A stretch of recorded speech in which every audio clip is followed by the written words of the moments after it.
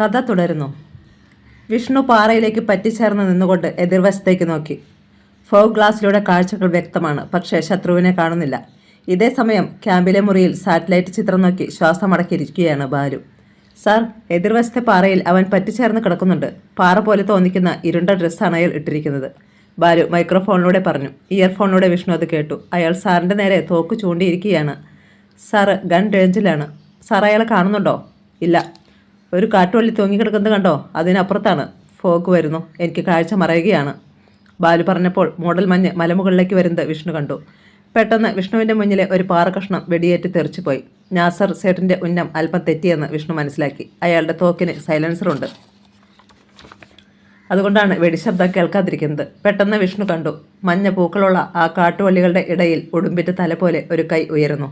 തോക്കിൻ്റെ കുഴൽ തൻ്റെ നേരെയാണ്. പെട്ടെന്ന് ഫോൺ വൈബ്രേറ്റ് ചെയ്തു. നാസറെ നോക്കിക്കൊണ്ട് വിഷ്ണു കാമോഫ്ലാഷ് ഡ്രസ്സിനുള്ളിൽ നിന്ന് ഫോൺ എടുത്ത് നോക്കി. CI മൈക്കിളാണ്. തൻ്റെ നിർദ്ദേശമനുസരിച്ച് അയാൾ വാഗമണ്ണിൽ എത്തിയിരിക്കുന്നു. വിഷ്ണുവിനെ ഫോൺ അറ്റൻഡ് ചെയ്യാതെ ശത്രുവിന് നേരെ തിരിഞ്ഞു. 2 വെടികൾ പൊട്ടി. പാറയിൽ തട്ടിയ ബുള്ളറ്റ് തീപ്പൊരി ചിതറിച്ചു. അടുത്ത വെടിയുണ്ട മുന്നിലെ പുൽച്ചെടി പറപ്പിച്ചു കളഞ്ഞു.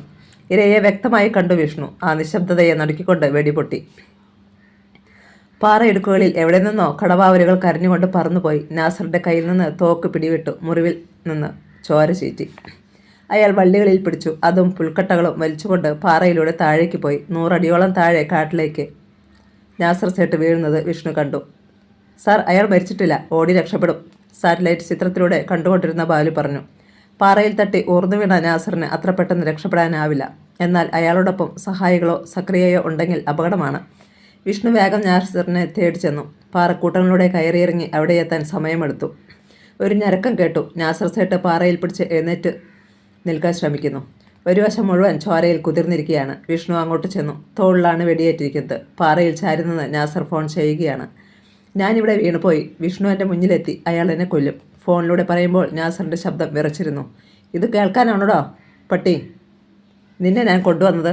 സക്രിയ കലികൊണ്ട് അലറി. അവനെ കൊല്ല്, ആ വിഷ്ണുവിനെ.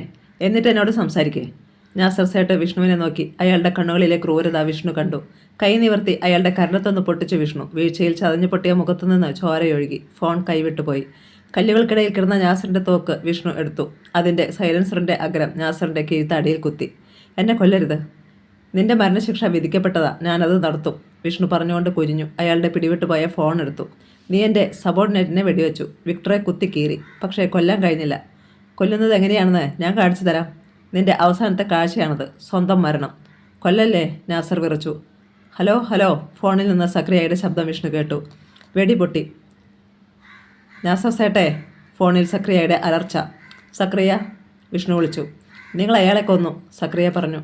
അവനെ കൊല്ലാൻ വേണ്ടിയല്ലേ നീ എൻ്റെ മുന്നിലേക്ക് അയച്ചത്? എന്നാൽ ഈ കാട്ടിൽ വെച്ച് ഞാൻ അവനെ കൊല്ലില്ല. ഇവൻ്റെ മരണം ലോകം അറിയണം. ഇവൻ കൊന്ന പെൺകുട്ടികളുടെ മാതാപിതാക്കൾ അറിയണം. സഹോദരങ്ങൾ അറിയണം. അവനെ കൊണ്ടുവന്ന നിന്നെപ്പറ്റി ലോകം അറിയണം. പ്ലാന്റർ തോമസ് എങ്ങനെയാണ് കൊല്ലപ്പെട്ടതെന്നറിയണം. വേണ്ടേ സക്രിയ? സക്രിയ നിശബ്ദനായിപ്പോയി. നിനക്കിനി എത്ര നാൾ ഒളിക്കാൻ കഴിയും Zachariah? The world is in my pocket.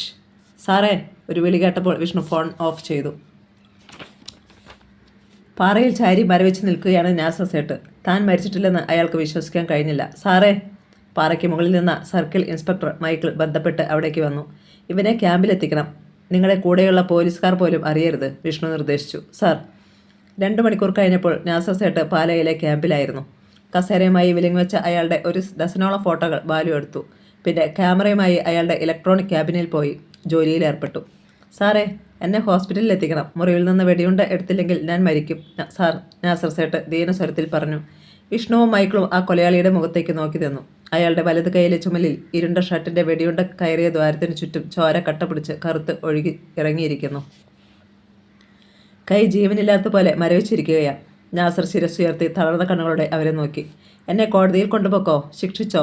ഇതെനിക്ക് സഹിക്കാൻ പറ്റുന്നില്ല. ഇതിനേക്കാൾ നല്ലത് മരണമാ. നിന്നെ ഞങ്ങൾ ഏതെങ്കിലും രീതിയിൽ സഹായിക്കണമെങ്കിൽ സക്രിയ എവിടെയാണെന്ന് പറയണം. അത് തനിക്കറിയാം, വിഷ്ണു പറഞ്ഞു. ലൊക്കേറ്റ് ചെയ്യാതിരിക്കാൻ അവൻ ഫോൺ ഓഫ് ചെയ്തിരിക്കുകയാണ്. അയാൾ വാഗമണിലെ റിസോർട്ടിലുണ്ട്, നാസർ പറഞ്ഞു. ഞാൻ സക്രിയയോട് സംസാരിച്ചപ്പോൾ തന്നെ അവനെ ലൊക്കേറ്റ് ചെയ്തു. എന്നാൽ ഉടൻ തന്നെ അയാൾ അവിടെ വിട്ടുപോയി. അയാളുടെ അടുത്ത താവളം എവിടെയാണ്? വിഷ്ണു ചോദിച്ചു. നാസർ ആലോചിച്ചു. എനിക്കിവിടെ പരിചയമില്ല. 2-3 സ്ഥലങ്ങളിൽ ഞാൻ സക്രിയയുടെ കൂടെ പോയിട്ടുണ്ട്. ആ വീടുകളൊന്നും എനിക്ക് തിരിച്ചറിയാൻ പറ്റുന്നില്ല. നാസർ സേട്ട് മന്ത്രിച്ചു. നീ അവനെ രക്ഷിക്കാൻ ശ്രമിക്കുകയാ, പക്ഷേ നിന്നെ ആർക്കും രക്ഷിക്കാനാവില്ലെന്നറിയാമല്ലോ. മൈക്കിൾ ദേഷ്യപ്പെട്ടു. സത്യമാ ഞാൻ പറഞ്ഞത്.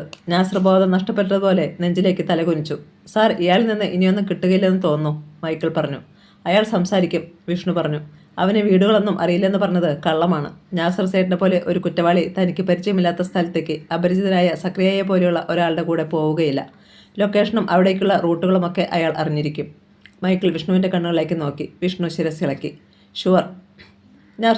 നാസർ സാവധാനം തല ഉയർത്തി അവരെ നോക്കി. ഇനി ഞാൻ നിന്നോട് ചോദിക്കില്ല. നീ എനിക്കൊരു വിഷയവുമല്ല. എനിക്ക് വേണ്ടത് സക്രിയയാണ്, വിഷ്ണു നാസറിനോട് പറഞ്ഞു. സക്രിയയെ പിടിക്കാൻ എനിക്കറിയാം. ഞാൻ അവനെ ഇവിടെ വരുത്തും. വിഷ്ണു ഓഫീസ് മുറിയിലേക്ക് പോയി. ഇത് നീ ഇതുവരെ കണ്ട പോലീസല്ല, CI മൈക്കിൾ നാസറോട് പറഞ്ഞു. ഇത് ജാതി വേറെയാ. നാസർ അനക്കപ്പറ്റ കയ്യിലേക്ക് നോക്കി. ഓഫീസിലെത്തിയ വിഷ്ണു അൻവറെ വിളിച്ചു. Circle inspector Anwar medical college ഹോസ്പിറ്റലിലായിരുന്നു. സാറേ, നാൻസി ഓക്കെയാണ്. ഹെൽത്ത് കണ്ടീഷൻ ബെറ്റർ ആണെന്ന് ഡോക്ടർ പറഞ്ഞു. വിക്ടറോ? വിക്ടറിൻ്റെ കണ്ടീഷൻ ക്രിട്ടിക്കലാണ് സാർ. ഡോക്ടർ വിശ്വനാഥനും ടീമും പരമാവധി ശ്രമിക്കുന്നുണ്ട്, അൻവർ പറഞ്ഞു. ഗുഡ്. അയാൾ രക്ഷപ്പെടും. ടെസയെപ്പോലൊരു കുട്ടിയെ കൊല്ലാതെ വിട്ടതല്ലേ? ടെസയെപ്പറ്റി പറഞ്ഞപ്പോഴാണ് സാറേ ഓർത്തത്. അവളെയും റോസിനെയും സക്രിയെ കൊല്ലാൻ ശ്രമിക്കും. അയാൾക്ക് കിട്ടാത്ത എസ്റ്റേറ്റും സൗഭാഗ്യങ്ങളും അയാൾ മറ്റാർക്കും കൊടുക്കില്ല സാറേ. എനിക്കറിയാം അൻവറെ. ഇപ്പോൾ അവൻ്റെ ശത്രു നമ്മളാണ്. വിക്ടറെ കൊല്ലാൻ നാസർ വന്നതുപോലെ സക്രിയ മെഡിക്കൽ കോളേജിലും വരും. അൻവർ കെയർഫുള്ളായിരിക്കണം സാർ. അൻവർ ചുറ്റും നോക്കി. അതേസമയം CI മൈക്കിൾ വാതിൽക്കലെത്തി പറഞ്ഞു. നാസർ സംസാരിക്കാൻ തയ്യാറായി സാർ. സക്രിയയുടെ ഒളിത്താവളം അയാൾക്കറിയാം. വിഷ്ണു വേഗം നാസറിൻ്റെ മുന്നിലെത്തി. നീ ഇത് പറയുന്നത് എനിക്കറിയാമായിരുന്നു. അദ്ദേഹം ഒരു കസേരയിലിരുന്നു. സക്രിയ ഭാര്യയുടെ കൂടെയാണ്, നാസർ പറഞ്ഞു. ഭാര്യയോ? വിഷ്ണു അമ്പരന്നു. അതെ, ആർക്കും അറിയാത്ത രഹസ്യ ഭാര്യ ഹേമലത. അവരെവിടെയാണ്? തീക്കോയി പാലസിൽ. തീക്കോയി കൊട്ടാരമോ? അങ്ങനെയൊന്നിനെപ്പറ്റി കേട്ടിട്ടില്ലല്ലോ, മൈക്കിൾ ദേഷ്യപ്പെട്ടു. താൻ കള്ളം പറയരുത്. അത് സക്രിയ അവൾക്ക് വേണ്ടി വാങ്ങിച്ച വീടാണ്. ഞാൻ അവിടെ താമസിച്ചിട്ടുണ്ട്. മൈക്കിൾ വിഷ്ണുവിനെ നോക്കി. പിറ്റേന്നോ മധ്യാഹ്നം ആശുപത്രി. സിസ്റ്റർ ഗബ്രിയേൽ റോസ്ലിൻ്റെ ബ്ലഡ് പ്രഷർ ചെക്ക് ചെയ്യുന്നു. അപ്പാരറ്റസിലെ മീറ്ററിലൂടെ മുകളിലേക്ക് ഉയരുന്ന മെർക്കുറി നോക്കി ടെസ നിന്നു. മിസ്റ്റർ ബോൾനെക്ക് പ്രഷർ കൊടുത്തു. ടെസയുടെ മുഖത്തേക്ക് വീണ മുടിയിഴകൾ ഫാനിൻ്റെ കാറ്റിലിളകി. ഗബ്രിയേൽ BP അപ്പാരറ്റ്സ് മാറ്റിയിട്ട് സ്വതസിദ്ധമായ ചിരിയോടെ ഇരുവരെയും നോക്കി പറഞ്ഞു. BP normal. ഇപ്പോൾ റോസിലിനൊരു കുഴപ്പവുമില്ല. വീട്ടിൽ പോയി റെസ്റ്റ് എടുത്താൽ മതി. ഇന്ന് ഡിസ്ചാർജ് ചെയ്യും. ടെസ സന്തോഷത്തോടെ മമ്മിയെ നോക്കി. പക്ഷേ ടെസ മമ്മിയുടെ കൂടെ ഉണ്ടാവണം. മോളുടെ സഹവാസമാണ് മമ്മിയെ ആരോഗ്യവതിയാക്കുന്നത്, സിസ്റ്റർ തുടർന്ന് പറഞ്ഞു. റോസ്ലിൻ ടെസയുടെ നേരെ മുഖം തിരിച്ചു. സിസ്റ്റർ മുറിക്ക് വെളിയിലേക്ക് പോയപ്പോൾ റോസ്ലിൻ ടെസയുടെ കയ്യിൽ പിടിച്ചു. നമുക്ക് വീട്ടിലേക്ക് പോകാം മോളെ. എനിക്ക് ഗോവയിലേക്ക് പോകണം മമ്മി. അവിടെ അത്യാവശ്യമായ ചില കാര്യങ്ങൾ തീർക്കാനുണ്ട്. എനിക്ക് കടപ്പാടുള്ള ചിലരോട് കാര്യങ്ങളൊക്കെ പറയണം. ഉടനെ തന്നെ ഞാൻ തിരിച്ചു വരും. മോളില്ലാത്ത ആ വീട്ടിലേക്ക് എനിക്ക് തിരിച്ചു പോകാൻ വയ്യ. അവിടെ ജോലിക്കാരെല്ലാം സക്രിയയുടെ ആളുകളാണ്. സക്രിയ വെറുതെ ഇരിക്കുമെന്ന് മോൾക്ക് തോന്നുന്നുണ്ടോ? റോസ്ലിൻ വിഷമത്തോടെ ചോദിച്ചു. എന്നാൽ നമുക്ക് എറണാകുളത്ത് പുന്നൂസ് ചിറ്റപ്പൻ്റെ അടുത്ത് പോകാം. വീട്ടിൽ വന്ന് എല്ലാവരെയും അടിച്ചിറക്കി ഒരു ശുദ്ധികലശം നടത്തിയ ശേഷം നമുക്ക് താമസം തുടങ്ങാം. അതിനുള്ളിൽ സക്രിയ പോലീസിൻ്റെ പിടിയിലാകും, ടെസ പറഞ്ഞു. എന്ത് തീരുമാനമെടുക്കണമെന്ന് റോസ്ലിൻ ആലോചിച്ചു. പെട്ടെന്ന് വാതിൽ തുറന്ന് ഒരു ഫാദർ അകത്തേക്ക് വന്നു. വെളുത്ത ലോഹയും കറുത്ത തൊപ്പിയും. ടെസ അച്ഛനെ കണ്ട് ബഹുമാനത്തോടെ കൈകൂപ്പി. ഫാദർ മുഖത്തുനിന്ന് മാസ്ക് താഴ്ത്തി. സക്രിയ. അയാൾ കണ്ട് ഇരുവരും ഞെട്ടി. റോസ്ലിൻ പിടഞ്ഞെഴുന്നേൽക്കാൻ ശ്രമിച്ചു. എൻ്റെ കയ്യിൽ നിന്ന് രക്ഷപ്പെട്ടെന്ന് കരുതിയോടി നിങ്ങൾ? സക്രിയ പല്ല് ഞെരിച്ചു. അയാളുടെ പക കണ്ണുകളിൽ തീപ്പൊരിയായി. പ്ലാന്റർ തോമസിൻ്റെ കബറിൽ നിങ്ങളെയും കുഴിച്ചു മൂടിനാൻ. അയാൾ ലോഹയുടെ പോക്കറ്റിൽ നിന്ന് കൈത്തോക്കെടുത്ത് ചൂണ്ടിക്കൊണ്ടാണത് പറഞ്ഞത്. ലോഹയിട്ട് നിൽക്കുന്ന ആളെ ടെസ പകച്ചു നോക്കി. റോസ്ലിൻ ബെഡിൽ തന്നെ പിടഞ്ഞെഴുന്നേറ്റു. ഞങ്ങളെ കൊന്നിട്ട് നിങ്ങൾക്ക് സുഖമായി ജീവിക്കാൻ പറ്റുമെന്ന് കരുതുന്നുണ്ടോ? ടെസ ചോദിച്ചു. എനിക്ക് ജീവിക്കാനടി, പക്ഷേ നിങ്ങളെ ജീവിക്കാൻ അനുവദിക്കില്ല. അയാൾ ടെസയുടെ നേരെ ചൂണ്ടിയ റിവോൾവറിൻ്റെ സിലിണ്ടർ തിരിഞ്ഞു. ഞാൻ എത്രയധികം സാഹസപ്പെട്ടാണ് പ്ലാന്റർ തോമസിൻ്റെ എസ്റ്റേറ്റും സമ്പത്തും സ്വന്തമാക്കിയതെന്നറിയാമോ? നിങ്ങൾ എന്ത് സ്വന്തമാക്കിയതെന്നാ? റോസ്ലിൻ ചോദിച്ചു. എല്ലാം എൻ്റെയും എൻ്റെ മകളുടെയും പേരിലാണ്. മോഷ്ടിച്ചെടുത്ത പണം മാത്രമേ നിങ്ങളുടെ കയ്യിലുള്ളൂ. അതുകൊണ്ടാണ് ഇനി അതിന് ഒരവകാശം ഉണ്ടായിരിക്കരുതെന്ന് ഞാൻ തീരുമാനിച്ചത്. പ്ലാന്റർ തോമസിൻ്റെ മകൾ അത് അനുഭവിക്കരുത്. ഒരിക്കൽ ഞാൻ ഇവളെ കൊല്ലാൻ അയച്ചതാണ്. അന്ന് ഇവൾ രക്ഷപ്പെട്ടു. ഇവളെ രക്ഷിച്ചവനിപ്പോൾ അന്ത്യശ്വാസം വലിക്കുകയാണ്. അവന് മുമ്പേ ഇവൾ നരകത്തിൽ പോകും. എന്നെ കൊന്നോ? എൻ്റെ മോളെ വിട്ടേക്കോ? റോസ്ലിൻ ടെസയുടെ മുന്നിൽ കടന്നു നിന്നു. ടെസ മമ്മിയെ മുന്നിൽ നിന്ന് ബലമായി തള്ളി മാറ്റി. അയാൾ എന്നെ കൊല്ലട്ടെ, അവൾ പറഞ്ഞു. അതേടി, നിന്നെ കൊല്ലാൻ തന്നെയാണ് ഞാൻ വന്നത്. കൊന്നിട്ടേ എവിടെ നിന്ന് പോവുകയുള്ളൂ. ഞാനാണ് കൊല്ലുന്നതെന്ന് നീ കാണണം. സക്രിയ റിവോൾവർ അവളുടെ നെഞ്ചിലേക്ക് തിരിച്ചു. അടുത്ത നിമിഷം വെടിപൊട്ടി. റോസ്ലിനും ടെസയും അലറി നിലവിളിച്ചു പോയി. വാതിലിൻ്റെ ഗ്ലാസ് പാളി ചിതറി മുറിയിലേക്ക് തെറിച്ചു വീണു. ആരും പ്രതീക്ഷിക്കാത്തതായിരുന്നു അത്. വാതിൽ തള്ളിത്തുറന്ന് വിഷ്ണു അകത്തേക്ക് വന്നു. പിന്നിൽ ഡേവിഡുമുണ്ട്. സക്രിയ നടുക്കത്തോടെ തോക്കുമായി തിരിഞ്ഞു. അയാൾക്ക് വെടിപൊട്ടിക്കാൻ കഴിയുന്നതിന് മുമ്പ് വിഷ്ണു നിറയൊഴിച്ചു. സക്രിയയുടെ കൈത്തണ്ടയിലൂടെ ബുള്ളറ്റ് തുളച്ചുപോയി. റിവോൾവർ കൈവിട്ട് താഴെ വീണു.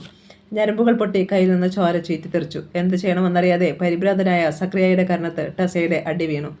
ഇപ്പോഴിത് തന്നില്ലെങ്കിൽ പിന്നെ എനിക്കൊരു അവസരം കിട്ടിയെന്ന് വരില്ല. അവൾ ഒരടി കൂടി കൊടുത്തു. സക്രിയയുടെ കയ്യിൽ നിന്ന് ചോര ലോഹയിലും തറയിലും വീണു. ഇൻസ്പെക്ടർ അൻവർ മുന്നോട്ട് വന്നു. വിഷ്ണു സക്രിയയുടെ കഴുത്തിൽ പിടിച്ചു. തോക്കിൻ കുഴൽ അയാളുടെ നെഞ്ചിൽ കുത്തി. അനുസരണയോടെ ഞങ്ങളുടെ കൂടെ വന്നാൽ നിന്നെ ഇവിടെ വെച്ച് കൊല്ലാതിരിക്കാം. അല്ലെങ്കിൽ ടെസയെയും മമ്മിയെയും രക്ഷിക്കാനായി നിന്നെ കൊന്നെന്ന് എനിക്ക് പറയേണ്ടി വരും. സക്രിയ വിഷ്ണുവിൻ്റെ കണ്ണുകളിലേക്ക് പകച്ചു നോക്കി. വിഷ്ണു അയാളെ അൻവറിൻ്റെ മുന്നിലേക്ക് തള്ളി. മഴ കഴിഞ്ഞ് കുതിർന്നു നിൽക്കുന്ന മെഡിക്കൽ കോളേജ് ഹോസ്പിറ്റൽ. നാസർ സൈഡിൻ്റെ ചുമലിലെ വെടിയുണ്ട പുറത്തെടുത്തു. അയാളെ ഓപ്പറേറ്റ് ചെയ്ത ഡോക്ടർ ശോഭന ASP വിഷ്ണുവിനോട് പറഞ്ഞു, ഇയാൾ വളരെ വീക്കാണ്. നല്ലൊരു ചെക്കപ്പ് നടത്തിയാലേ അയാൾക്കുള്ള രോഗങ്ങൾ എന്തൊക്കെയാണെന്ന് കണ്ടുപിടിക്കാൻ പറ്റുകയുള്ളൂ. പിന്നെ മറ്റൊരു പ്രധാനപ്പെട്ട കാര്യം. വിഷ്ണു ശോഭനയെ നോക്കി. ഒരിക്കലും മരിക്കാത്ത ക്രിമിനൽ സ്വഭാവമാണ് അയാൾക്കുള്ളത്. ജീവനെ ഉള്ളുവെങ്കിലും അയാൾ രക്ഷപ്പെടും. എന്തും അയാൾ ആയുധമാക്കും. ഇതൊക്കെ ഡോക്ടർ എങ്ങനെയാണ് അറിഞ്ഞത്? വിഷ്ണു അവരെ നോക്കി. പൂച്ചക്കണ്ണുള്ള സുന്ദരിയാണ് ഡോക്ടർ ശോഭന. ഓപ്പറേഷൻ കഴിഞ്ഞപ്പോൾ അയാൾ എന്നോട് പറഞ്ഞു, ഇവിടെ നിന്ന് പുറത്തുവിട്ടാൽ 10 ലക്ഷം രൂപ തരാമെന്ന്, അല്ലെങ്കിൽ എന്നെ കൊല്ലുമെന്ന്. ഓപ്പറേഷനിടയിൽ എപ്പോഴോ അയാൾ കൈക്കലാക്കിയ സർജിക്കൽ നൈഫ് എൻ്റെ നേരെ വീശി. ശോഭന പറഞ്ഞത് വിഷ്ണുവിനെ അമ്പരിപ്പിച്ചു കളഞ്ഞു. എൻ്റെ അസിസ്റ്റൻ്റ് സമയോചിതമായി ഇടപെട്ട് അയാളുടെ കൈക്കടിച്ച് നൈഫ് തെറിപ്പിച്ചതുകൊണ്ടാണ് ഞാൻ രക്ഷപ്പെട്ടത്. പിന്നെ സെഡേഷൻ കൊടുത്തു മയക്കിയിട്ട് വാർഡിലേക്ക് മാറ്റി. അയാളുടെ കാര്യം ഞങ്ങൾ നോക്കിക്കൊള്ളാം ഡോക്ടർ. വിഷ്ണു വാർഡിലേക്ക് വന്നു. മൈക്കിളും 2 പോലീസുകാരും നാസറിൻ്റെ കട്ടിലിനടുത്തുണ്ട്. അയാളുടെ മുറിവേൽക്കാത്ത കയ്യിൽ വിലങ്ങിട്ട് കട്ടിലുമായി ബന്ധിച്ചിരിക്കുന്നു. വിഷ്ണുവിനെ കണ്ടപ്പോൾ നാസർ മയങ്ങിക്കിടക്കുന്നത് പോലെ കണ്ണുകളടച്ചു. മൈക്കിളെ, ഇവനെ സൂക്ഷിക്കണം. ഇവിടെ നിന്ന് അനങ്ങാൻ സമ്മതിക്കരുത്, വിഷ്ണു നിർദ്ദേശിച്ചു.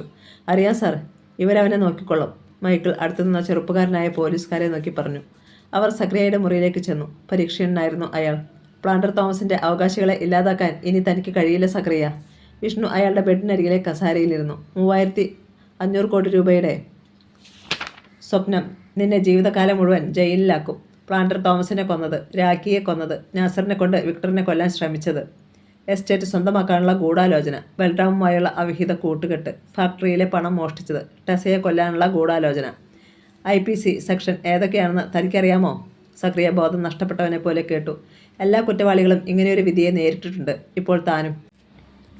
അമേരിക്കയിലായിരുന്നെങ്കിൽ കുറഞ്ഞത് 300 വർഷം നിനക്ക് ശിക്ഷ കിട്ടുമായിരുന്നു. അടുത്ത ജന്മമുണ്ടെങ്കിൽ 3 ജന്മം നീ ജയിലിലായിരിക്കും. സക്രിയ വിഷ്ണുവിനെ മിഴിച്ചു നോക്കി. ഞങ്ങൾക്ക് സാക്ഷികളെയും തെളിവുകളും എടുക്കാനായി താൻ 2 ആഴ്ച ഞങ്ങളുടെ കൂടെയായിരിക്കും. നടന്നതൊക്കെ വള്ളി പുള്ളി തെറ്റാതെ ഓർത്തു വെച്ചോ, വിഷ്ണു പറഞ്ഞു. പിന്നെ മൈക്കിളിനെയും കൂട്ടി പാർക്കിംഗ് ഏരിയയിലെ കാറിനടുത്തേക്ക് വന്നു. മൈക്കിൾ മാത്രം യൂണിഫോമിലാണ്. മഴ നനഞ്ഞ മരച്ചില്ലകളിൽ പക്ഷികൾ ചേക്കേറി കലപ്പില കൂട്ടുന്നു. രാത്രിയിൽ മലയാളം TV ന്യൂസ് കണ്ട ഇൻസ്പെക്ടർ അശോകൻ അമ്പരന്ന് പോയി. സക്രിയ അറസ്റ്റിലായി. പ്ലാന്റർ തോമസിനെ വാഹനമിടിപ്പിച്ച് കൊലപ്പെടുത്തി 3500 കോടി രൂപ വിലയുള്ള ഹിൽ വാലി പ്ലാന്റേഷൻ സ്വന്തമാക്കാൻ ശ്രമിച്ചതാണ് സക്രിയ. കൊലപാതകങ്ങളടക്കം നിരവധി കേസുകൾ പ്രതിയുടെ പേരിലുണ്ട്. പ്ലാന്റേഷൻ്റെ ഏകാവകാശി ടെസ 2 വർഷക്കാലം ഒളിവിലായിരുന്നു. വാർത്തയും ഫോട്ടോയും കണ്ടുകൊണ്ട് പിന്നിൽ നിന്ന ചിത്രം ഞെട്ടി. അത് മനീഷയല്ലേ? ഭാര്യ അശോകനെ നോക്കി. അയാൾ മിഴിച്ചിരിക്കുന്നത് TVയുടെ വെളിച്ചത്തിൽ ചിത്രം കണ്ടു. CI മൈക്കിൾ സംസാരിക്കുന്നു. ടെസയും റോസലിനും ഹോസ്പിറ്റലിൽ. അത്രയും വലിയ കോടീശ്വരിയാണോ കാസിനോ ടൈറ്റനിൽ വന്ന് ചൂതാട്ടക്കാരിയുടെ ജോലി ചെയ്തത്? ചിത്രയ്ക്ക് വിശ്വസിക്കാനായില്ല. മനീഷ ഒരു പ്രത്യേക ക്രീഡാണെന്ന് എനിക്കും രാജീവ് മേനോൻ സാറിനും അറിയാമായിരുന്നു, അശോകൻ പറഞ്ഞു. പക്ഷേ ഇത്രയും വില പിടിച്ചൊരു മുതലാണെന്ന് കരുതിയില്ല. എനിക്കിത് വിശ്വസിക്കാൻ കഴിയുന്നില്ല ചിത്രേ. ആ കൊച്ച് ഇവിടെ വന്ന് എന്തോരം കഷ്ടപ്പെട്ടെന്നറിയാമോ? രാജീവ് സാറും ഞാനും ഇല്ലായിരുന്നെങ്കിൽ ഒരുപക്ഷെ അവളെ കൊന്ന് ഭൂമിക്കടിയിലാക്കിയാനെ. അശോകൻ എഴുന്നേറ്റു. പിറ്റേന്ന് അശോകൻ പനാജിയിലെ പോലീസ് കമ്മീഷണർ ഓഫീസിലേക്ക് ചെന്നു. പ്രണബ് ഗവർക്കുമായി സംസാരിച്ചു. തടിച്ച വലിയ ശരീരം ഇളക്കിക്കൊണ്ട് കമ്മീഷണർ അയാളെ നോക്കി. താൻ പിടിക്കേണ്ട നാസർ സേട്ട് കേരളത്തിൽ ചെന്ന് പിടിയിലായി അല്ലേ? പ്രണബ് ക്യൂബൻ ബൊളിവർ ചുരുട്ട് ആഞ്ഞു വലിച്ച് പുകയൂതി.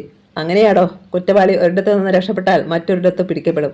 സാറേ, എനിക്ക് അവനെ ഒന്നുകൂടി കാണണം. എൻ്റെ ലോക്കപ്പിൽ നിന്ന് രക്ഷപ്പെട്ടവനാണ്. എന്നെ അവൻ മറക്കാൻ വഴിയില്ല, അശോകൻ റിക്വസ്റ്റ് ചെയ്തു.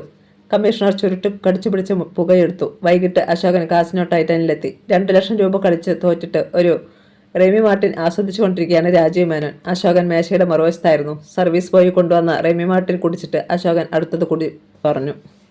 സന്തോഷത്തിലാണല്ലോ. നിങ്ങളുടെ ഫ്രണ്ട് മൾട്ടി മില്യണർ അല്ലേ? ടെസ ഒരു കപ്പൽ തന്നെ വാങ്ങി അശോകനെ കള്ളു കുടിക്കാനായി തരും, മേനോൻ ചിരിച്ചു. ഞാൻ കേരളത്തിലേക്ക് പോവുകയാ. നാസറിനെ എനിക്ക് കാണണം. തൂക്കിക്കൊല്ലാൻ വിധിച്ചിട്ട് രക്ഷപ്പെട്ടവനാ, അശോകൻ പറഞ്ഞു. സാർ വരുന്നുണ്ടോ?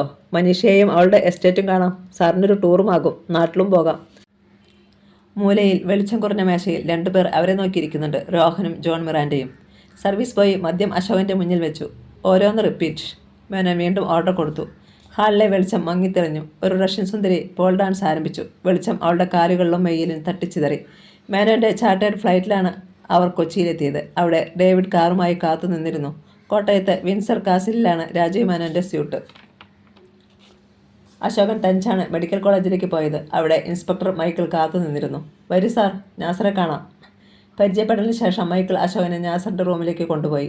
അശോകൻ അടുത്തേക്ക് ചൂടുകൾ വെച്ച് ചെന്നപ്പോൾ നാസർ സേട്ട് ചാടി എഴുന്നേൽക്കാൻ ശ്രമിച്ചു. കൈ കട്ടിലുമായി ലോക്കായതിനാൽ അയാൾക്കതിന് കഴിഞ്ഞില്ല. CI മൈക്കിളും മറ്റു പോലീസുകാരും അവരെ സാഹുതം നോക്കി നിൽക്കുകയായിരുന്നു. അപ്പോൾ നീ എന്നെ മറന്നിട്ടില്ല അല്ലേ? അശോകൻ അയാളെ ആപാദചൂടം നിരീക്ഷിച്ച ശേഷം നോട്ടം മുഖത്താക്കി. നാസർ വികൃതമായി ചിരിച്ചു. ഗോവയിലെ സാറിൻ്റെ സെല്ലിൽ നിന്ന് ഞാൻ പുറത്തു ചാടിയതല്ലേ? ആരോഗ്യമൊക്കെ പോയി, നാസർ പറഞ്ഞു. ഇവിടെ നിന്ന് പുറത്തുവിടാമോ? 1 കോടി രൂപ ഞാൻ തരാം. പുറത്തു വെച്ച് കണ്ടാൽ വെടിവെച്ച് ഞാൻ നിന്നെ കൊല്ലും. നീ ജീവിച്ചിരിക്കാൻ പാടില്ല. നാസർ നിരാശനായി. അവിടെ നിന്ന് പുറത്തിറങ്ങിയപ്പോൾ മൈക്കിൾ പറഞ്ഞു, സാറ് മനസാക്ഷിയുള്ള ഓഫീസറാണെന്ന് ഒരാൾ എന്നോട് പറഞ്ഞു. അതിനുശേഷം എനിക്ക് സാറിനോട് വലിയ ബഹുമാനമാണ്. ഇപ്പോഴത് കൂടി. ആരാ ആ ഒരാൾ? ASP വിഷ്ണു. അദ്ദേഹം വന്നില്ലായിരുന്നെങ്കിൽ ടെസയെയും റോസിലിനെയും സക്രിയ കുഴിച്ചു മൂടിയാനെ. അവർ ചായ കുടിച്ചുകൊണ്ട് കേസിനെ പറ്റി സംസാരിച്ചു. നമുക്ക് ഫോറൻസിക് സർജനെ ഒന്ന് കാണാം സാർ. നാസറിൻ്റെ ബുള്ളറ്റ് ബാലിസ്റ്റിക് അനാലിസിസിന് പോയിട്ടുണ്ടായിരുന്നു. മൈക്കിൾ അശോകനുമായി മോർച്ചറി കോംപ്ലക്സിനോടടുത്ത് ബന്ധിച്ച ഫോറൻസിക് ഡിപ്പാർട്ട്മെൻറ്റിലേക്ക് ചെന്നു. തല മൊട്ടയടിച്ച് ഹിന്ദി നടൻ അനുപം ഖേറിനെ പോലെയുള്ള ഡോക്ടർ മാത്യൂസ് വർഗീസ് അവരെ സ്വാഗതം ചെയ്തു. ഇത് inspector Ashokan from Goa, Michael പരിചയപ്പെടുത്തി. Nice to meet you. Doctor ചിരിച്ചു. അദ്ദേഹം ഒരു കവറെടുത്ത് തുറന്ന് ഒരു ബുള്ളറ്റ് ഗ്ലാസ് ഡിഷിലേക്ക് ഇട്ടു. ഇത് ബരേറ്റ 92-വിൽ ഉപയോഗിച്ച ബുള്ളറ്റാണ്, ഡോക്ടർ പറഞ്ഞു. Italian Beretta 92 semi automatic pistol. Ashokan മന്ത്രിച്ചു. സാറിന് ഇതേപ്പറ്റി അറിയാമോ? CI മൈക്കിൾ അശോകനെ നോക്കി. ഞാൻ ആദ്യം കേൾക്കുകയാ. ഗോവയിലെ കൊലകൾ നടത്തിയ ഹോട്ടൽ ബോയിയെ അശോകൻ ഓർത്തു. അയാളുടെ ആയുധമാണിത്. ഡോക്ടറോട് യാത്ര പറഞ്ഞ് അശോകനും മൈക്കിളും ഫോറൻസിക് ഡിപ്പാർട്ട്മെൻറ്റിൽ നിന്നിറങ്ങി. അൻവർ ഫോൺ ചെയ്തുകൊണ്ട് അപ്പോൾ എതിരെ വന്നു. മൈക്കിളിനെ കണ്ട് അൻവർ നിന്നു. മൈക്കിൾ ഇരുവരെയും പരിചയപ്പെടുത്തി. ഇത് ഇൻസ്പെക്ടർ അശോകൻ ഫ്രം ഗോവ. താങ്കളെ കാണണമെന്ന് വിഷ്ണു സാർ പറഞ്ഞിരുന്നു. ഗോവയിൽ വെച്ച് നാസറിനെ അറസ്റ്റ് ചെയ്തത് സാറാണല്ലേ? അൻവർ പുഞ്ചിരിച്ചു. അതെ, നിങ്ങൾ അവനെ കുടുക്കിയെന്നറിഞ്ഞപ്പോൾ എനിക്കും ഒന്ന് കാണണമെന്ന് തോന്നി, അശോകൻ പറഞ്ഞു. സക്രിയയും ബൽറാമും വിക്ടറും എൻ്റെ ഓഫീസിൽ വന്ന് മനീഷയെ അന്വേഷിച്ചിരുന്നു. ഗോവയിലെ മനീഷയാണ് ഇവിടുത്തെ ടെസ. അവളവിടെ ആൾമാറാട്ടം നടത്തി ഒളിച്ചു കഴിയുകയായിരുന്നു. അവളെ കൊല്ലാനാണ് അവർ ഗോവയിലെത്തിയത്. മൈക്കിളും അൻവറും പരസ്പരം നോക്കി. വിഷ്ണു സാർ പറഞ്ഞിട്ടുണ്ട് സാറും കാസ്നോയിലെ ചൗധരിയും രാജീവ് മേനോനുമാണ് ടെസയെ സഹായിച്ചതെന്ന്. അൻവർ പറഞ്ഞപ്പോൾ അശോകൻ അത്ഭുതം കൂറി. ഇത് വലിയ അത്ഭുതമായിരിക്കുന്നു. എല്ലാ കാര്യങ്ങളും വിഷ്ണു സാർ അറിഞ്ഞിരിക്കുന്നുണ്ടല്ലോ. വിക്ടറും സക്രിയയും ഇവിടെയുണ്ട്, കാണാം, അൻവർ അറിയിച്ചു. വിക്ടറിൻ്റെ മുറിക്ക് മുന്നിൽ പോലീസുകാർ കാവലുണ്ടായിരുന്നു. അശോകൻ കടന്നു ചെല്ലുമ്പോൾ അവൻ ബെഡിൽ ചാരിക്കിടക്കുകയാണ്. അയാൾ പോലീസ് ഓഫീസർമാരെ നോക്കി.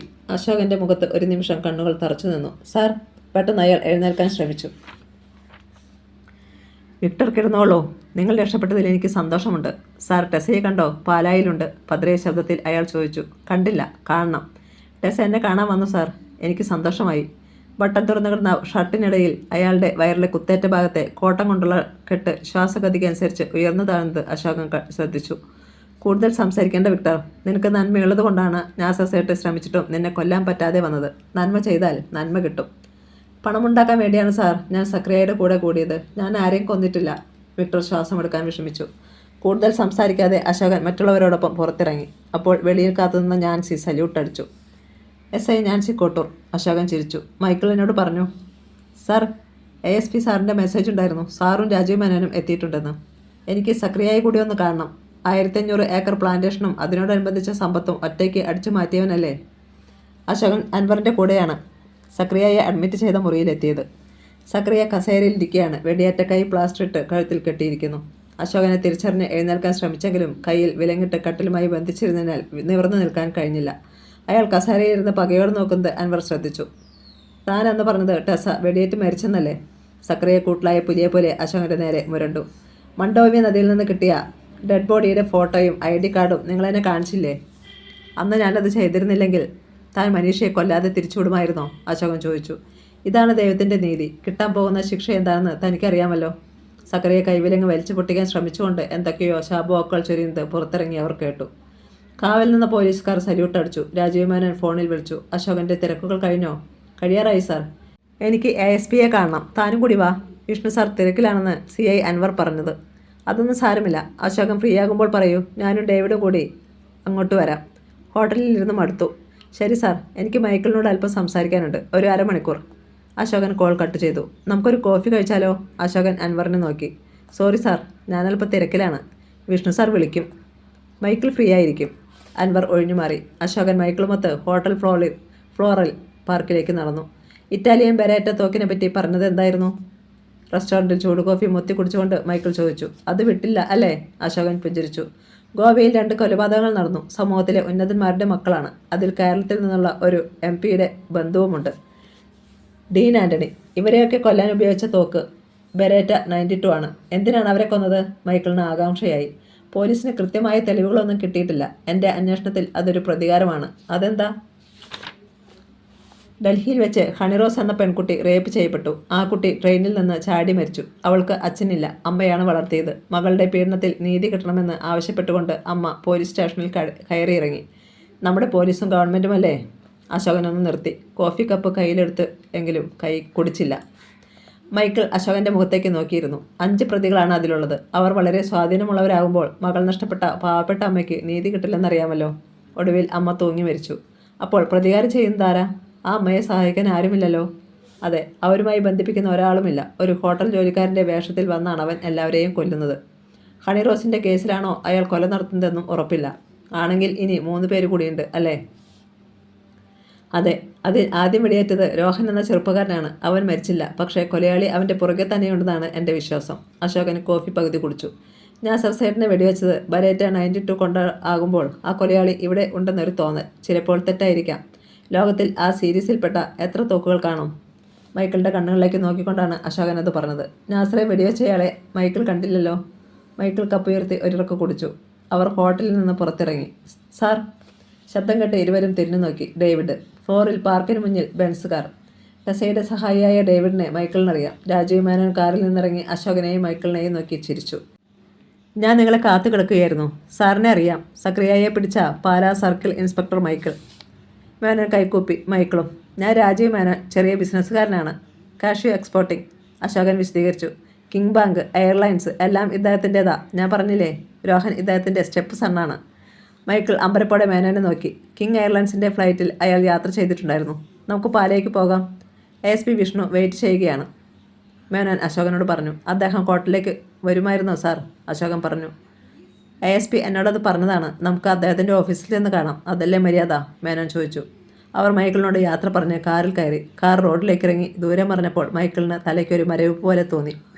ബരേറ്റ 92 തോക്ക്, രാജീവ് മേനോൻ, രോഹൻ കൊലയാളി, ASP വിഷ്ണു IPS. പാലായിലെ ക്യാബിൻ വെച്ച് അവർ വിഷ്ണുവിനെ കണ്ടുമുട്ടുമ്പോൾ രാത്രി 7 മണിയായിരുന്നു. അശോകൻ ASPയെ സല്യൂട്ട് ചെയ്തു. വിഷ്ണു കൈ ഉയർത്തി. ഇരിക്കൂ. വിഷ്ണു ഇരുവരെയും നോക്കി പറഞ്ഞു. 2 പേരെ പറ്റിയും ധാരാളം കേട്ടിട്ടുണ്ട്. മേനോൻ സാർ കേരളത്തിൽ നിന്ന് സ്വന്തം പ്രയത്നം കൊണ്ട് വളർന്നു വലിയൊരു സാമ്രാജ്യം ഉണ്ടാക്കിയ ആളല്ലേ? അവർ ഇരുന്നപ്പോൾ വിഷ്ണു കപ്പുകൾ എടുത്തു വെച്ച് ഫ്ലാസ്കിൽ നിന്ന് കോഫി പകർന്നു. രാജീവ് മേനോൻ വിഷ്ണുവിനെ അടിമുടി നോക്കി. ഇന്ന് ഞാൻ ഫ്രീയാ. സക്രിയയെ പിടിച്ചതോടെ എൻ്റെ ജോലി ഏറെക്കുറെ തീർന്നു. ഇനി കേസ് ഫ്രെയിം ചെയ്യണം. സാക്ഷികൾ, തെളിവുകൾ. അതിന് മൈക്കിളും അൻവറും നാൻസിയും ഒക്കെയുണ്ട്. നിങ്ങൾ വന്നത് എനിക്കൊരു റിലാക്സാണ്. വിഷ്ണു ഓരോ കപ്പ് അവരുടെ മുന്നിലേക്ക് നീക്കിവെച്ചു. പിന്നെ ഒന്ന് കയ്യിലെടുത്തു. മേനോൻ കോഫി നുകർന്നു. വിഷ്ണുവിനെ പോലെ കടുപ്പം. ഞാനാണ് DGPയെ വിളിച്ച് ടെസയുടെ കേസ് അന്വേഷിക്കണമെന്ന് പറഞ്ഞത്, മേനോൻ പറഞ്ഞു. I know the history. സാറിന് നല്ല സപ്പോർട്ടാണ് Ashokan. He's A good officer. Vishnu മുഖത്തേക്ക് നോക്കി പറഞ്ഞപ്പോൾ അശോകന് അത്ഭുതം തോന്നി. നമുക്ക് വേണ്ടത് ഇൻ്റലിജൻ്റായ പോലീസുകാരെ മാത്രമല്ല, മനുഷ്യത്വമുള്ളവരെ കൂടിയാണ്. ടെസയ്ക്ക് ഇനി പാലയിലേക്ക് വരാം. അവളുടെ വീടും സ്വത്തുക്കളും സ്വന്തമാക്കാം. വിഷ്ണു രാജീവ് മേനോനെ നോക്കി. മേനോൻ സാറിന് സന്തോഷമായോ? മേനോൻ പുഞ്ചിരിച്ചു.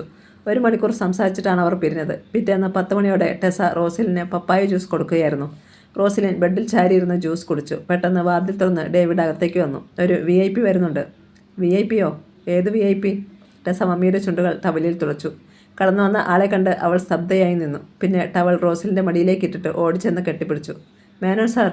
അവളുടെ കണ്ണുകൾ നിറഞ്ഞു. മമ്മി, ഇതാ ഞാൻ പറഞ്ഞ മേനോൻ സാർ. പിന്നിൽ നിൽക്കുന്ന ഇൻസ്പെക്ടർ അശോകനെ അപ്പോഴാണ് അവൾ കണ്ടത്. അയ്യോ, അശോകൻ സാറ്. മമ്മി, ഗോവയിൽ വെച്ച് എൻ്റെ ജീവൻ ഇവരുടെ കൈകളിലായിരുന്നു. ചൗധരിയുടെ അടിയും കൂടി വന്നിരുന്നെങ്കിൽ എല്ലാവരും ആയേനെ, ടെസ സന്തോഷത്തോടെ പറഞ്ഞു. ഞങ്ങൾക്ക് നീ എപ്പോഴും മനീഷയാ.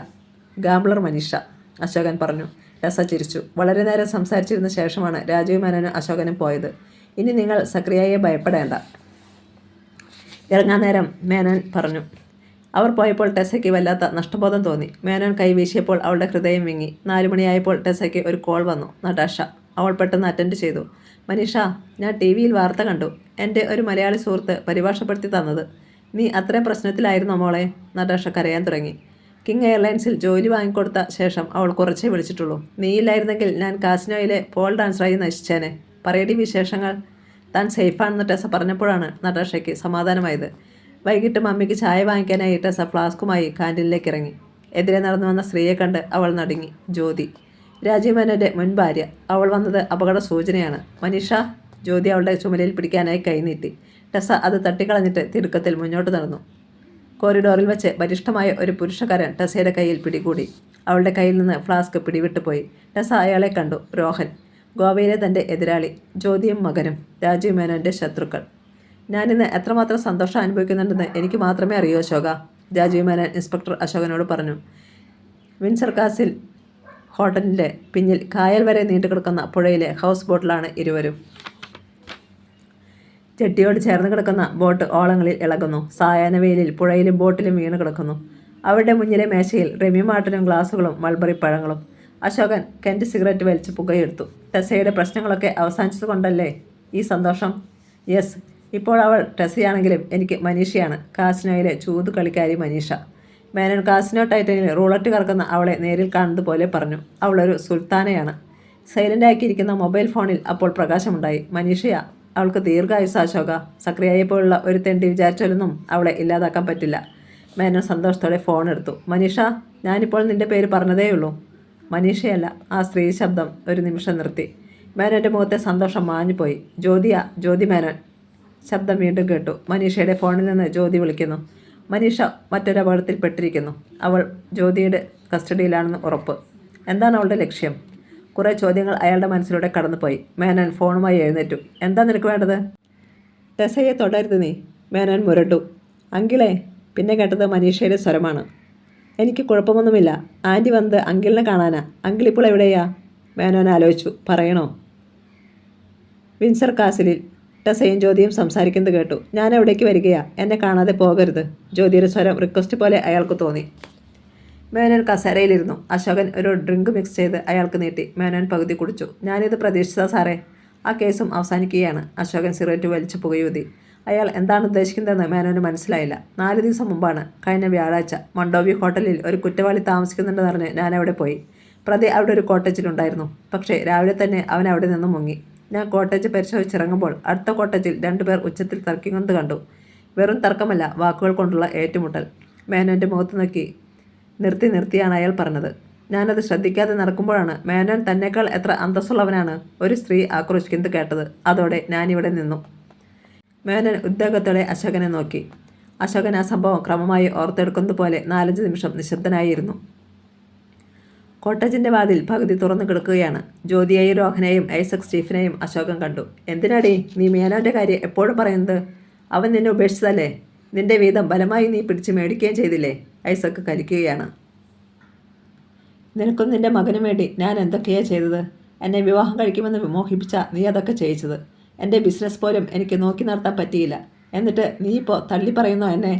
ഐസക് സ്റ്റീഫനോട് കളിക്കാറായോടി നീ? അങ്കിളെ പതുക്കെ രോഹൻ ഇടപെട്ടു. വെളിയിൽ ആളുകളുണ്ട്. നീ മിണ്ടരുത്. അന്ന് രാജീവ് മേനോനെ കൊല്ലാൻ ഞാൻ നിൻ്റെ കയ്യിൽ തോക്ക് തന്നയച്ചതാ. കണ്ടപ്പോൾ തന്നെ തട്ടിക്കളയേണ്ടതിന് പകരം നീ ആലോചിച്ചു നിന്നു. അതുകൊണ്ടല്ലേ ആ റൂം ബോയ് വന്ന് നിന്നെ വെടിവെച്ചത്. പിന്നെ എന്തെങ്കിലും നിനക്ക് അയാളെ തൊടാൻ കഴിഞ്ഞോ? മേനോനെ അന്ന് തട്ടിയിരുന്നെങ്കിൽ ഇന്ന് കിങ് ബാങ്ക് നിൻ്റെ കയ്യിലിരുന്നേനെ. ഐസക് സ്റ്റീഫൻ രോഹനോട് ദേഷ്യപ്പെട്ടു. എല്ലാം കളഞ്ഞു കുളിച്ചു. ഡൽഹിയിൽ വെച്ച് ഹണിറോസിനെ കൊന്നുകൊണ്ടല്ലേടാ ആ കൊലയാളി നിന്നെ കൊല്ലാൻ വന്നത്. രക്ഷപ്പെട്ടെന്ന് കരുതണ്ട. അവശേഷിച്ച നിങ്ങൾ 3 പേരെയും അവൻ കൊല്ലും. രോഹൻ ഞെട്ടി. ഇക്കാര്യത്തിൽ നീ തലയിടണ്ട. ഇത് ഞാനും ജ്യോതിയും തമ്മിലുള്ള ഇടപാടാ. രോഹൻ മിണ്ടിയില്ല. ഐസക് സ്റ്റീഫൻ ജ്യോതിയുടെ നേരെ തിരിഞ്ഞു. നിയമപരമായി ഇപ്പോഴും രാജീവ് മേനോൻ എൻ്റെ ഭർത്താവാ. ഡിവോഴ്സ് പെറ്റീഷൻ കൊടുത്തിട്ടേയുള്ളൂ. കേസ് വിധിയായിട്ടില്ല. ഞാൻ ആ കേസ് പിൻവലിക്കാൻ പോകുക, ജ്യോതി പറഞ്ഞു. ആ മനുഷ്യൻ്റെ ഭാര്യയാണെന്ന് പറയാൻ എനിക്കിന്നും അഭിമാനമാണ്. എന്നെ മോഹിപ്പിച്ചിട്ട് ചതിക്കാനാണ് നിൻ്റെ ഉദ്ദേശമെങ്കിൽ ജ്യോതി, നിന്നെ ഞാൻ വെട്ടിനുറുക്കി കളയും. മേനോനല്ല ഈ ഐസക് സ്റ്റീഫൻ. അയാൾ കൈ ചൂണ്ടി വിറച്ചു. തനിക്ക് രാജീവ് മേനോനല്ല, അയാളുടെ പട്ടിയാകാനുള്ള യോഗ്യതയെങ്കിലും ഉണ്ടോടോ? അതേ സ്വരത്തിൽ ജ്യോതി ചോദിച്ചു. തൻ്റെ ഭാര്യയാകുന്നതിനേക്കാൾ ചാകാനാണ് എനിക്കിഷ്ടം. സ്ത്രീയോട് കാണിക്കേണ്ട അന്തസ്സ്, മര്യാദ, സ്നേഹം എന്തെങ്കിലും തനിക്കുണ്ടോ? എൻ്റെ ബിസിനസ്സും എയർലൈൻസും മാത്രമല്ലേ തൻ്റെ ലക്ഷ്യം? അതിനുവേണ്ടി എൻ്റെ ചെരുപ്പ് നക്കാനും കാല് തിരുമാനും തയ്യാറായി അന്തസ്സില്ലാത്തവൻ. മുഖത്തടിയേറ്റതുപോലെ ഐസക് സ്റ്റീഫൻ നിന്നു. അല്പം സ്വാതന്ത്ര്യം തന്നപ്പോൾ താൻ ലാറ്റിൻ അമേരിക്കയിലേക്ക് കിങ് എയർലൈൻസ് വഴി കൊക്കയും കടത്താൻ തുടങ്ങിയില്ലേ? അത് പിടിക്കപ്പെട്ടിരുന്നെങ്കിൽ രാജീവ് മേനോൻ ജയിലിലാകുമായിരുന്നു. അയാളാണ് അതിൻ്റെ ഓണർ. ആ അന്തസ്സ് പോലും താൻ എന്നോട് കാണിച്ചില്ല. തനിക്കൊന്നും നഷ്ടപ്പെടാനില്ലല്ലോ. എന്തന്തസ്സറി പിഴച്ചവളെ നിനക്കുള്ളത്? ഐസക് സ്റ്റീഫൻ അലറി. മേനോൻ നിന്നെ സംരക്ഷിക്കുമെന്ന് കരുതുന്നുണ്ടോ? കൊല്ലും ഞാനവനെ. ഐസക് സ്റ്റീഫൻ പറഞ്ഞു തീരുന്നതിന് മുമ്പ് ജ്യോതി അയാളുടെ കർണത്ത് കൈ വീശിയടിച്ചു. ഇറങ്ങടാ എൻ്റെ കോട്ടേജിൽ നിന്ന്. നിന്റെ ബിസിനസ്സൊക്കെ പൊളിഞ്ഞ് കഴുത്തറ്റ മുങ്ങിയിരിക്കുകയാണെന്ന് എനിക്കറിയാം. ഇപ്പോൾ എൻ്റെ 2 ഫ്ലൈറ്റുകൾ വിൽക്കാനുള്ള രഹസ്യ കരാറുണ്ടാക്കിയിരിക്കുന്ന കാര്യവും അറിയാം. ഐസക് സ്റ്റീഫൻ നടുങ്ങിപ്പോയി. ഞെട്ടണ്ട, എന്നോടത് പറഞ്ഞത് മേനോനാ, ജ്യോതി കൂസലില്ലാതെ വെളിപ്പെടുത്തി. കേട്ടത് സഹിക്കാനാവാതെ ഐസക് സ്റ്റീഫൻ അവളെ അടിക്കാനായി കൈവീശി. രോഹൻ ആ കൈ തടഞ്ഞു. എൻ്റെ മമ്മിയെ തുടരുത്. അയാൾ രോഹനെ പകച്ചു നോക്കി. Get out. പോയില്ലെങ്കിൽ ഞാൻ പോലീസിനെ വിളിക്കും. ജ്യോതി വാതിൽക്കിലേക്ക് കൈ ചൂണ്ടി അലറി. തന്നെക്കാൾ സ്വാധീനം എനിക്ക് കമ്മീഷണർ പ്രണാബ് ഗവാക്കറിലും ചീഫ് മിനിസ്റ്റർ വിൻസെന്റ് മിറാണ്ടയിലുമുണ്ട്, അറിയാമല്ലോ. സംഭവം പറഞ്ഞിട്ട് അശോകൻ സിഗരറ്റ് വലിക്കാൻ നോക്കുമ്പോൾ അത് ചാരമായി കഴിഞ്ഞിരുന്നു. ഐസക് സ്റ്റീഫൻ കോട്ടേജിന് വെളിയിലേക്ക് വരുന്നതിന് മുമ്പ് ഞാൻ അവിടെ നിന്ന് മാറി. അശോകൻ ഒരു പെഗ് പകർന്ന് സിപ്പ് ചെയ്തു. ഡേവിഡും ഒരു ഹോട്ടൽ ബോയും പാലത്തിലൂടെ ബോട്ടിലെത്തി. കഴിക്കാനുള്ള നെയ്മീൻ ഫ്രൈയും വെജിറ്റബിൾ സാലഡുമാണ് അവർ കൊണ്ടുവന്നത്. എന്നിട്ട് താനിത് എന്നോട് പറഞ്ഞില്ലല്ലോടോ? മേനോൻ അശോകനെ നോക്കി. അതിൻ്റെ പരിണാമം എന്താകുമെന്ന് നിരീക്ഷിക്കുകയായിരുന്നു സാറേ ഞാൻ, അശോകൻ പറഞ്ഞു. പാർക്കിംഗ് യാർഡിൽ കാറുകൾ വന്നു നിന്നത് അപ്പോഴാണ്. ജ്യോതിയും രോഹനും അവിടേക്ക് വന്നു. ബോട്ടിലേക്ക് കയറിയ ജ്യോതിയുടെ ദേഹത്ത് നിന്ന് മുന്തിയ തരം പെർഫ്യൂമിൻ്റെ സുഗന്ധം മേനോന് അനുഭവപ്പെട്ടു. അശോകനും ഡേവിഡും ബോട്ടിൽ നിന്ന് കരയിലിറങ്ങി. ജ്യോതി മേനോനെ നോക്കി നിന്നു. ജ്യോതി ഇരിക്കെ. അവൾ ഇരുന്നു. രോഹൻ പിന്നിൽ നിന്നതേയുള്ളൂ. ജ്യോതി തന്നെ പറയട്ടെ എന്ന് കരുതി മേനോൻ കാത്തിരുന്നു. രാജീവിനെ ഞാൻ വളരെ വേദനിപ്പിച്ചിട്ടുണ്ട്. തെറ്റ് ചെയ്യുന്നതിനേക്കാൾ വലിയ പാതകമാണ് അത് തിരുത്താതിരിക്കുന്നത് എന്നെനിക്കറിയാം, പതിഞ്ഞ സ്വരത്തിൽ ജ്യോതി പറഞ്ഞു. രാജുവിൻ്റെ കൂടെ ജീവിച്ചപ്പോഴാണ് ഒരു സ്ത്രീ എന്ന നിലയിലും കലാകാരി എന്ന നിലയിലും ഞാൻ സംതൃപ്തി അനുഭവിച്ചിട്ടുള്ളത്. അവൾ അയാളുടെ കണ്ണുകളിലേക്ക് നോക്കി. മേനോൻ പുതിയൊരു ഗ്ലാസ് എടുത്ത് ഒരു ഡ്രിങ്ക് പകർന്ന് അവൾക്ക് നീട്ടി. സ്നേഹമുള്ളപ്പോഴാണ് അയാൾ അത് ചെയ്യുന്നതെന്ന് അവൾക്കറിയാം. അവളത് വാങ്ങി. മേനോൻ ഗ്ലാസ് ഉയർത്തി മുട്ടിച്ചു. ജ്യോതി ദാഹം തീർക്കുന്നത് പോലെ ഒറ്റ വലിക്ക് കുടിച്ചു. മേനോനും ഗ്ലാസ് കാലിയാക്കി. അപ്പോൾ ഒരു ഹാർലി ഡേവിഡ്സൺ ബൈക്ക് പാഞ്ഞു വന്ന് ജെട്ടിയിൽ നിന്നു. ഐസക് സ്റ്റീഫൻ. മൊട്ടത്തലയും കഴുത്തിൽ സ്വർണ്ണ ചെയിനും നീല ജാക്കറ്റും ബ്രൗൺ ജീൻസുമായി എന്തിനേയും നേരിടാമെന്ന മട്ടിലാണ് അയാൾ ബൈക്കിൽ നിന്നിറങ്ങിയത്. ബോട്ടിന് നേരെ നീങ്ങിയ അയാളെ ഡേവിഡ് തടഞ്ഞു. വിട്ടേര് ഡേവിഡേ, ഞാനത് ഡീൽ ചെയ്തോളാം, രാജീവ് മേനോൻ പറഞ്ഞു. ഡേവിഡിൻ്റെ കൈ തട്ടിമാറ്റി ഐസക് സ്റ്റീഫൻ ബോട്ടിലേക്ക് വന്നു. ജ്യോതിയും രോഹനും അയാളെ നോക്കിയതേയില്ല. അത് അയാളെ ചുണ്ടി പിടിപ്പിച്ചു. ഇതെൻ്റെ നാടാ. പാലായാലും കോട്ടയത്തും വന്ന് വലിയ കളിയിറക്കരുത് മേനോനെ. ഐസക് കലിത്തുള്ളി. ഒറ്റ നടക്കി പോകില്ല താൻ. മേനോൻ മിണ്ടിയില്ല. ഇവളാദ്യം തന്നെ ചതിച്ചു. ഇപ്പോൾ എന്നെ ചതിക്കാൻ ശ്രമിക്കുകയാ. കൊല്ലു ഞാനിവളെ. ഐസക്കേ, നിന്നേക്കാൾ വലിയ ചതിയനുണ്ടോ?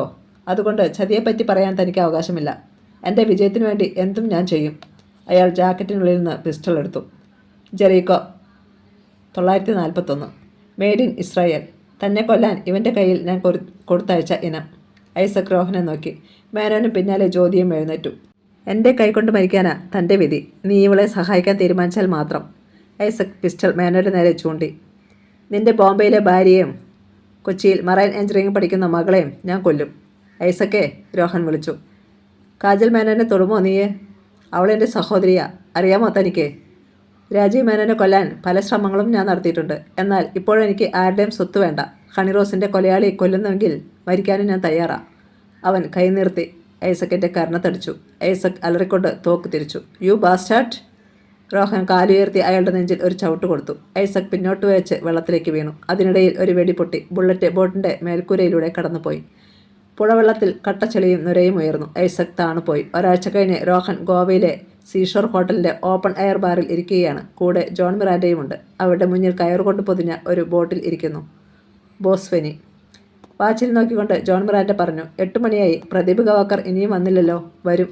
രോഹൻ 2 ഗ്ലാസുകളിൽ ഫെനി പകർന്നു. ജോൺ ഒരു സിഗരറ്റ് കത്തിച്ച് പുകയെടുത്തു. ഒരാൾ അവരുടെ മുന്നിലേക്ക് വരുന്ന നിഴൽ മേശപ്പുറത്ത് വീണു. ഗ്ലാസ് എടുത്തുകൊണ്ട് രോഹൻ മുഖമുയർത്തി. ഐസക് സ്റ്റീഫൻ, നീ എന്നെ ബോട്ടിൽ നിന്ന് ചവിട്ടി വീഴ്ചതുകൊണ്ട് ഞാൻ ചത്തുപോയെന്ന് കരുതിയോ? ഐസക് പിസ്റ്റൾ എടുത്ത് അവൻ്റെ നേരെ ചൂണ്ടി. ജോണും രോഹനും ഞെട്ടി. നിങ്ങൾ എന്താ ഈ കാണിക്കുന്നത്? രോഹൻ നടുക്കത്തോടെ ചോദിച്ചു. അന്ന് തീർന്നില്ല അത്?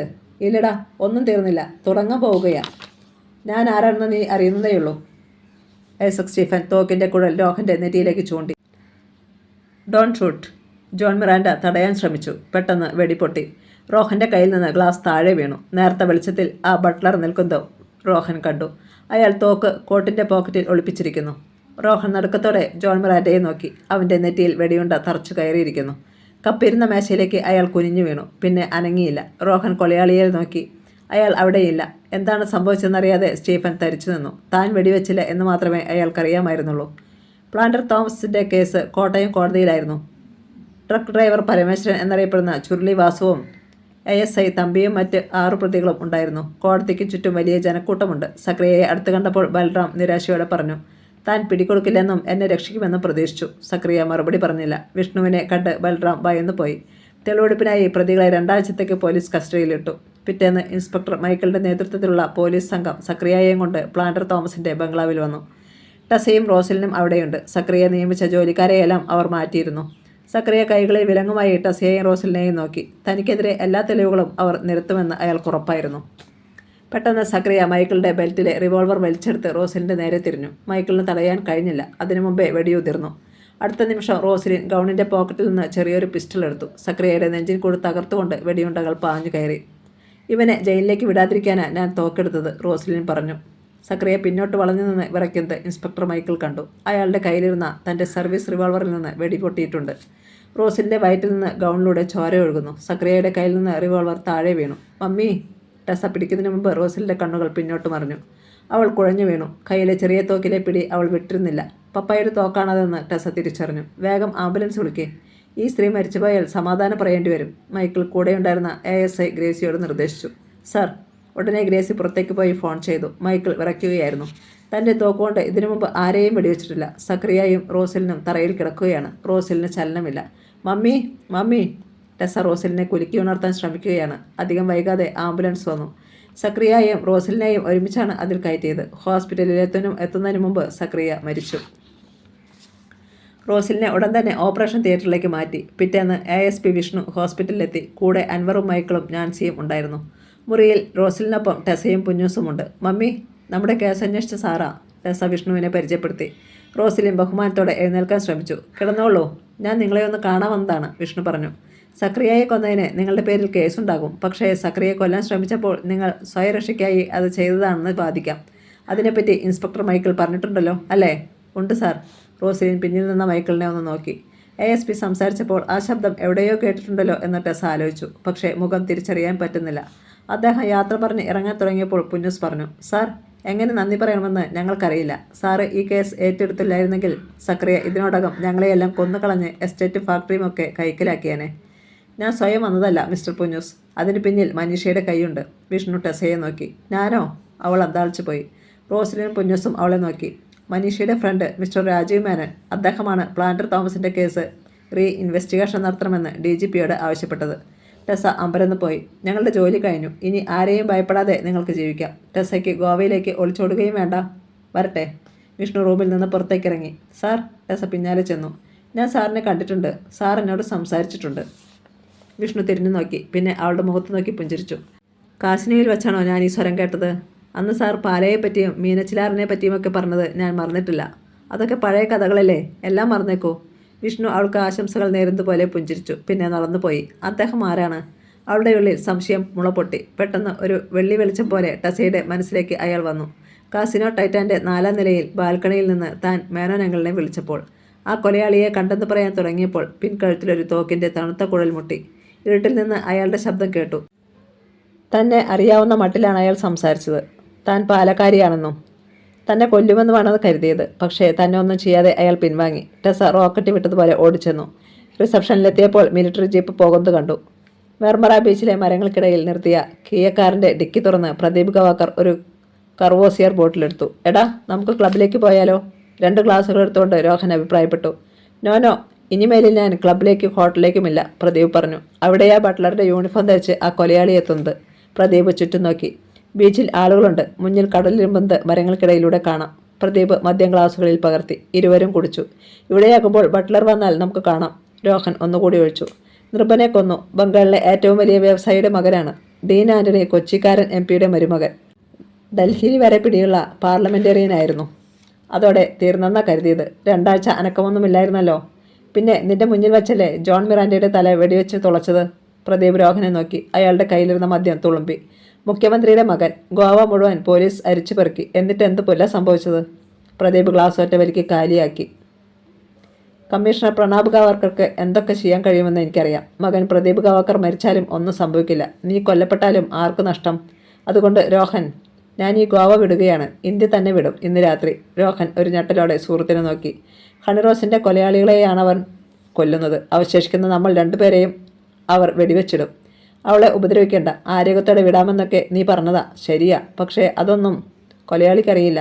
അയാൾ ആദ്യം വെടിവെച്ചത് നിന്നെയല്ലേ? പ്രദീപ് ചോദിച്ചു. ശരിയാ, ഞാനും നിന്റെ കൂടെ വരാം. മെക്സിക്കോയിലോ ഹോണ്ട്രാസിലോ നമുക്ക് പോയി താമസിക്കാം. അവിടെ എനിക്ക് ഫ്രണ്ട്സുണ്ട്, ഡ്രഗ് സ്മഗ്ലേഴ്സാ. ഇവിടെ വെടിയേറ്റ് മരിക്കുന്നതിലും നല്ലതാ. മമ്മിയുടെ പ്രശ്നങ്ങൾ ഇനി ഞാൻ അന്വേഷിക്കേണ്ട കാര്യമില്ല. എനിക്ക് മേനോൻ്റെ ബാങ്കും വേണ്ട, ജീവൻ മതി. രോഹൻ ഒരു പെഗ് കൂടി പകർന്നുകൊണ്ട് ചുറ്റും സംശയത്തോടെ നോക്കി. ഉച്ച കഴിഞ്ഞ് രാജീവ് മേനോൻ്റെ കോട്ടേജിൽ ഇൻസ്പെക്ടർ അശോകൻ എത്തി. ഡേവിഡ് അവിടെയുണ്ട്. കാറിനടുത്ത് നിന്ന് ഫോണിൽ മെസ്സേജ് നോക്കുന്നു. മേനോൻ സാറ് അശോകൻ സാറിനെ കാത്തിരിക്കുകയാ. ഡേവിഡ് ചിരിച്ചു. അശോകൻ അകത്തേക്ക് ചെന്നു. സാർ, നാളെ ഗോവ വിടുകയാണെന്ന് അറിഞ്ഞതുകൊണ്ടാണ് ഞാൻ വന്നത്. രാജീവ് മേനോനെ കണ്ട് അശോകൻ പറഞ്ഞു. ജ്യോതി അകത്തേക്ക് നോക്കി വിളിച്ചിട്ട് മേനോൻ പറഞ്ഞു. താനിരിക്കടോ, തന്നോട് കുറച്ചു നേരം സംസാരിക്കാനാണ് വരാൻ പറഞ്ഞത്. ജ്യോതി അവിടേക്ക് വന്നു. ആ നർത്തകി മുമ്പത്തേതിലും സുന്ദരിയായിരിക്കുന്നുവെന്ന് അശോകന് തോന്നി. അയാൾ കൈക്കൂപ്പി. ഗുഡ് ഈവനിങ് മാം. ജ്യോതി ഭംഗിയോടെ ചിരിച്ചു. ഗോവ വിടുന്നതിന് മുമ്പ് അശോകനുമായി ഒന്ന് കൂടണമെന്ന് വിചാരിച്ചിരുന്നാ? മേനോൻ അവളെ നോക്കി. ജ്യോതി അകത്തേക്ക് പോയി റെമി മാർട്ടിനും ഗ്ലാസുകളും ഇറ്റാലിയൻ പിസ്തായും കൊണ്ടുവന്നു. സാർ, ഞാൻ വിഷ്ണുവിൻ്റെ ഹിസ്റ്ററി അന്വേഷിച്ചു. മലയാളിയാണ്. കൂലിപ്പണിയെടുത്താണ് പഠിച്ചത്. IPS ട്രെയിനിങ് സമയത്ത് പോലും ഹരിയാനയിലെ ഗ്രാമത്തിൽ കെട്ടിടം പണിക്ക് പോയിരുന്നു. മേനോൻ അശോകനെ നോക്കി. കൊല്ലപ്പെട്ട ഹണിറോസിൻ്റെ അച്ഛൻ ശൈലേന്ദ്രൻ്റെ സഹായിയായിരുന്നു. അയാൾ രോഗം വന്ന ചികിത്സ കിട്ടാതെ മരിച്ചുപോയി, അശോകൻ പറഞ്ഞു. പിന്നെ പാലയിൽ വെച്ച് മൈക്കിൾ എനിക്കൊരു പാർട്ടി തന്നു. അശോകൻ അത് ഓർത്തു. കപ്പ ബിരിയാണിയും സീസറും. കൊള്ളാം, താങ്ക് യു മൈക്കിൾ. രണ്ടെണ്ണം അടിച്ചിട്ട് അശോകൻ പറഞ്ഞു. മൈക്കിൾ നാലാമത്തേത് ഒഴിച്ചു. എൻ്റെ ഭാര്യയുടെ പ്രിപ്പറേഷൻ ഇതെല്ലാം, ഒരു കുറവും ഉണ്ടാവില്ല. നല്ല പാലക്കാരത്തി അച്ചായത്തി കുക്കാണ്. മൈക്കിൾ ചിരിച്ചു. മൈക്കിളെ, ഒരു കാര്യം ചോദിച്ചാൽ സത്യം പറയണം. അശോകൻ സാർ ചോദിച്ചോ? ഞാൻ സത്യമേ പറയൂ. നാസർ സേട്ടനെ വെടിവെച്ച് വീഴ്ചതാരാ? മൈക്കിൾ ചിരിച്ചു. ഞാൻ പറഞ്ഞത് നുണയാണെന്ന് സാറിന് മനസ്സിലായി അല്ലേ? മറ്റാരും അറിയരുത്. ഇല്ല, ASP വിഷ്ണു സാറാണ്. അദ്ദേഹത്തിൻ്റെതാ ആ ഇറ്റാലിയൻ തോക്ക്. എനിക്കൊരു പ്രൊമോഷന് അദ്ദേഹം സഹായിച്ചതാ. സാർ കുഴപ്പിക്കരുത്. മൈക്കിൾ ഒറ്റവലിക്ക് ഗ്ലാസ് കാലിയാക്കി. ആ സംഭവം രാജീവ് മേനോട് വിശദീകരിച്ച ശേഷം അശോകൻ തുടർന്നു. അപ്പോഴെനിക്ക് എല്ലാം വ്യക്തമായി മേനോൻ സാറേ. വിഷ്ണു സാർ പുലിയ. ആ ഒരു തോക്കുകൊണ്ടാണ് കൊല നടത്തുന്നത്. സക്രിയയെ പിടിക്കാൻ അത്തരത്തിൽ ഒരു പുലി തന്നെ വേണമെന്ന് എൻ്റെ സുഹൃത്ത് DGPക്ക് അറിയാമായിരുന്നു. അശോക. മേനോൻ നിഗൂഢമായി ചിരിച്ചു. രാത്രി 10 മണി. പ്രദീപ് ഗാവക്കർ അതിവേഗം കാർ ഓടിച്ചു. NH-17 ആണ്. Goa Mumbai national highway. Navigator വെച്ചാണ് അയാൾ ഡ്രൈവ് ചെയ്തിരുന്നത്. അടുത്ത ജംഗ്ഷൻ നൈബാഗ എന്ന് കാണിച്ചു. നൈബാഗയിൽ നിന്ന് വലത്തോട്ട് തിരിഞ്ഞാൽ നമ്മൾ ഗോവ വിട്ട് മഹാരാഷ്ട്രയുടെ മണ്ണിലേക്ക് പ്രവേശിക്കും, പ്രദീപ് പറഞ്ഞു. രാവിലെ മുംബൈയിലെത്തും. കാറ് ഫ്രണ്ടിനെ ഏൽപ്പിച്ചിട്ട് നമ്മൾ ഷിപ്പിൽ കയറുന്നു.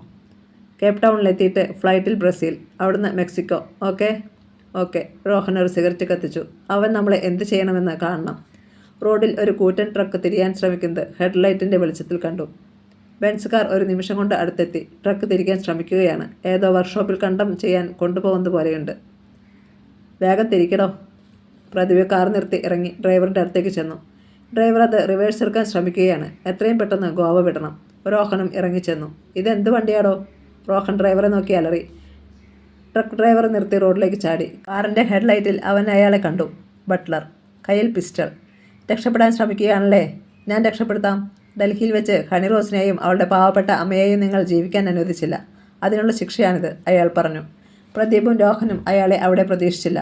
കാറിൽ തോക്കുണ്ട്. പ്രദീപ് അതെടുക്കാനായി തിരിഞ്ഞോടി. പിന്നാലെ രോഹനും. 2 വെടി പൊട്ടി. പ്രദീപ് ആദ്യം വീണു. പിന്നാലെ രോഹനും. റോഡിൽ കിടന്ന് അവർ പിടഞ്ഞു. രോഹൻ എഴുന്നേൽക്കാൻ ശ്രമിച്ചെങ്കിലും വീണുപോയി. ഒരു വാഹനത്തിൻ്റെ വെളിച്ചം കാറിൽ തട്ടി റോഡിൽ വീണു. രാത്രി ഫോൺ മണിയടിക്കുന്നത് കേട്ടാണ് രാജീവ് മേനോൻ ഉറക്കമുണർന്നത്. അശോകനാണ്. എന്താ അശോക? സാർ, മെഡിക്കൽ കോളേജ് ഹോസ്പിറ്റലിൽ ഉടനെ വരണം. എന്താ കാര്യം? രോഹനും പ്രദീപിനും വെടിയേറ്റു. മേനോന് നടുക്കമുണ്ടായി. സമയം നോക്കി. രാത്രി 1:30. ഹോസ്പിറ്റലിലേക്ക് ജ്യോതിയെയും കൂട്ടി പോകുന്നതിനിടയിൽ മേനോൻ അശോകനെ വിളിച്ച് വിവരങ്ങൾ ആരാഞ്ഞു. മെഡിക്കൽ കോളേജ് ഹോസ്പിറ്റലിലും പരിസരവും നിറയെ പോലീസായിരുന്നു.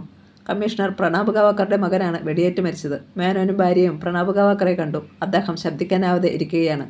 അശോകൻ മേനോനെയും ഭാര്യയെയും ഒരു റൂമിലേക്ക് കൊണ്ടുപോയി. രോഹൻ്റെ മുറിവ് സീരിയസ് ആണെങ്കിലും രക്ഷപ്പെടും സാറേ. ഓപ്പറേഷന് ശേഷം കിടക്കുന്ന രോഹനെ അവർ കണ്ടു. അയാൾ സംഭവിച്ചത് ചുരുക്കി പറഞ്ഞു.